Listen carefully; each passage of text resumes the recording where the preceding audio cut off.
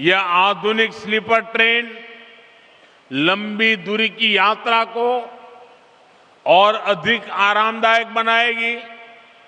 इसके साथ ही 2 अमृत भारत एक्सप्रेस ट्रेनों की शुरुआत की जा रही है। इन ट्रेनों के रास्ते में असम, पश्चिम बंगाल, बिहार और उत्तर प्रदेश के कई महत्वपूर्ण स्टेशन शामिल हैं, जिससे लाखों यात्रियों को सीधा लाभ मिलेगा। ये ट्रेनें असम के व्यापारियों को नए बाजारों से जोड़ेगी, छात्र शिक्षा के नए अवसरों तक आसानी से पहुंच सकेंगे और असम के लोगों के लिए देश के अलग अलग हिस्सों में आना जाना सरल हो जाएगा। कनेक्टिविटी का ये विस्तार भरोसा पैदा करता है कि नॉर्थ ईस्ट अब विकास के हाशिए पर नहीं है। नॉर्थ ईस्ट अब दूर नहीं रहा। नॉर्थ ईस्ट अब दिल के भी पास है, दिल्ली के भी पास है। साथियों, आज आपके बीच असम के सामने मौजूद एक बड़ी चुनौती की भी चर्चा आवश्यक है। ये चुनौती है असम की पहचान बचाने की, असम की संस्कृति बचाने की। आप मुझे बताइए, असम की पहचान बचनी चाहिए कि नहीं बचनी चाहिए? ऐसा नहीं सबके सब जवाब दो। असम की पहचान बचनी चाहिए कि नहीं बचनी चाहिए? आप सबकी पहचान बननी चाहिए कि नहीं बननी चाहिए? आपके पूर्वजों की विरासत बचनी चाहिए कि नहीं बचनी चाहिए? आज असम में बीजेपी सरकार जिस प्रकार घुसपैठ से निपट रही है, जिस प्रकार हमारे जंगलों को, ऐतिहासिक सांस्कृतिक स्थलों को, आप लोगों की जमीनों को अवैध कब्जों से मुक्त कर रही है, उसकी आज बहुत प्रशंसा हो रही है। ये सही हो रहा है कि नहीं हो रहा है? ये होना चाहिए कि नहीं होना चाहिए? ये आपके भले के लिए है कि नहीं है?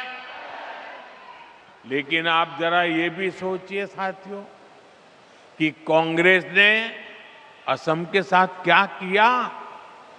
सिर्फ सरकारें बनाने के लिए, कुछ वोट पाने के लिए असम की मिट्टी को घुसपैठियों को सौंप दिया। कांग्रेस ने दशकों तक असम में सरकारें बनाई। इस दौरान लगातार घुसपैठ बढ़ती गई। और इन लोगों ने, घुसपैठियों ने क्या किया? इनको असम के इतिहास, यहां की संस्कृति, हमारी आस्था से कोई सरोकार नहीं था। इसलिए उन्होंने जगह जगह कब्जे किए। घुसपैठ के कारण एनिमल कॉरिडोर के कब्जे हुए, अवैध शिकार को बढ़ावा मिला, तस्करी और अन्य अपराध भी बढ़े। साथियों, ये घुसपैठिए आबादी का संतुलन बिगाड़ रहे हैं, हमारी संस्कृति पर हमले कर रहे हैं, गरीब का, नौजवान का रोजगार छीन रहे हैं, आदिवासी क्षेत्रों में धोखे से लोगों की जमीन पर कब्जा कर रहे हैं। ये असम और देश की सुरक्षा दोनों के लिए बहुत बड़ा खतरा है। साथियों, कांग्रेस से आपको बहुत सावधान रहना है। कांग्रेस की एक ही नीति है, घुसपैठियों को बचाओ, घुसपैठियों की मदद से सत्ता पाओ। पूरे देश में कांग्रेस और उसके साथी यही कर रहे हैं। बिहार में भी इन्होंने घुसपैठियों को बचाने के लिए यात्राएं निकाली, रैलियां निकाली, लेकिन बिहार की जनता ने कांग्रेस का सुपड़ा साफ कर दिया। अब असम की जनता की बारी है। मुझे विश्वास है असम की धरती से भी कांग्रेस को करारा जवाब मिलेगा। साथियों, असम का विकास पूरे नॉर्थ ईस्ट के विकास के लिए नए दरवाजे खोल रहा है। असम एक्ट ईस्ट पॉलिसी को दिशा दे रहा है। जब असम आगे बढ़ता है तो नॉर्थ ईस्ट आगे बढ़ता है। जब नॉर्थ ईस्ट आगे बढ़ता है तो हिंदुस्तान आगे बढ़ता है। हमारे प्रयास और असम के लोगों का भरोसा पूरे नॉर्थ ईस्ट को नई ऊंचाइयों तक ले जाएगा। इसी विश्वास के साथ एक बार फिर आप सभी को आज की परियोजनाओं की बहुत बहुत बधाई देता हूं। मेरे साथ बोलिए, भारत माता की, भारत माता की। ये वर्ष वंदे मातरम के 150 साल एक पुण्य स्मरण करने का समय है।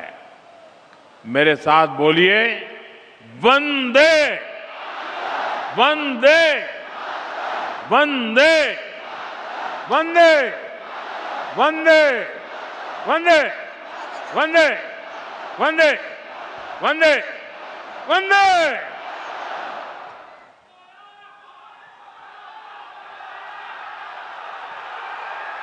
कोटि कोटि धन्यवाद परम आदरणीय प्रधानमंत्री जी। तो पूर्वोत्तर की धरती असम से प्रधानमंत्री नरेंद्र मोदी ने विकास, संस्कृति और कनेक्टिविटी का यहां पर संदेश दिया है और इंफ्रास्ट्रक्चर से लेकर आत्मनिर्भर भारत तक असम भारत के विकास इंजन में अहम भूमिका निभा रहा है। इसके बाद प्रधानमंत्री नरेंद्र मोदी यहां से सिंगूर जाएंगे और वहां पर भी कई विकास परियोजनाओं की आधारशिला रखेंगे। कई बड़ी सौगातें आज बंगाल को प्रधानमंत्री नरेंद्र मोदी की तरफ से दी जाएंगी।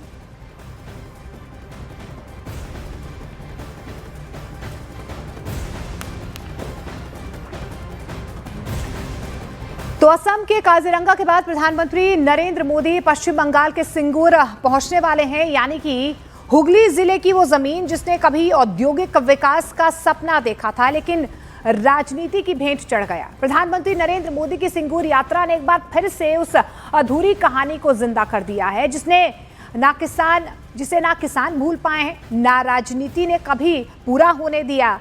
आज सिंगूर फिर से सवाल पूछ रहा है, गलती किसकी थी और कीमत किसने चुकाई।